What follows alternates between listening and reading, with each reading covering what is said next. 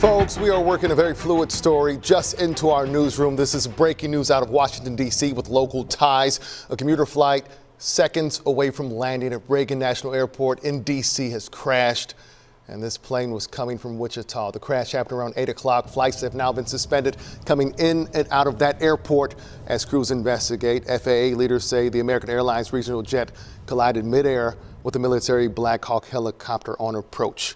American Airlines says there were 60 passengers and 4 crew members on board.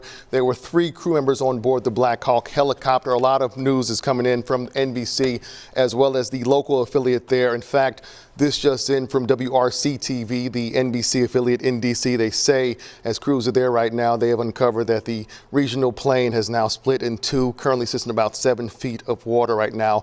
They have made entry into that plane, and that's why they have rescued at least 4 people. They still are looking at that plane and people in there right now. They have not made entry into the helicopter right now. So many things are still fluid as they investigate what is happening and how all of this happened right now. NBC News reporting 4 survivors have been pulled from the waters of the Potomac, but so much to learn right now. This plane, again, coming from Wichita to D.C. has now crashed. It crashed with the Black Hawk helicopter on approach, seconds from landing at Reagan National Airport. Right now, authorities are continuing that search. We want to get to our newsroom. We have KSHB 41 reporter Isabella Ladon we want to bring in with the very latest on this. Isabella, I know you've been working to learn more details about this crash. What have you uncovered?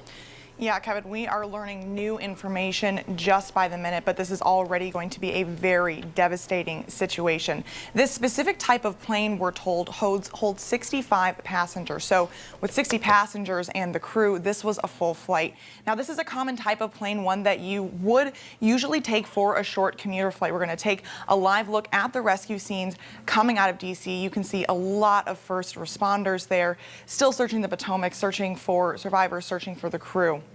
And again, like we said, this is usually a common type of plane that you would take for a shorter flight, one that you would take for your commute.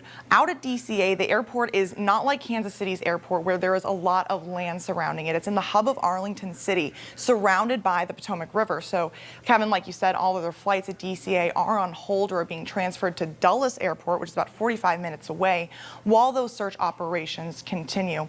Again, we are learning information by the minute. Right now, this does remain a breaking news scenario. We are hearing a lot from our Kansas officials as well as our federal officials offering their support, their condolences. Kansas's Governor Kelly, she has offered her prayers and support. Senator Moran, Senator Marshall, they say this is already a nightmare of a situation for Kansans and the nation, as we have not seen a plane crash like this really in recent years. But Kevin, we will actually be sending our crews out, myself included, out to Wichita to see what we can learn from there, and we're going to try and continue to learn more information, keeping you updated online and on air. In the newsroom, Isabella Ladon, KSHB 41 News. All right, Isabella, thank you. So much more to uncover, and we will continue to stay on top of this. In fact, we have crews, like you mentioned, en route to Wichita right now. They will bring you the latest on our morning news, which, of course, begins at 4:30. So be sure to stay with us on air and online and KSHB.com as we learn more on this developing story.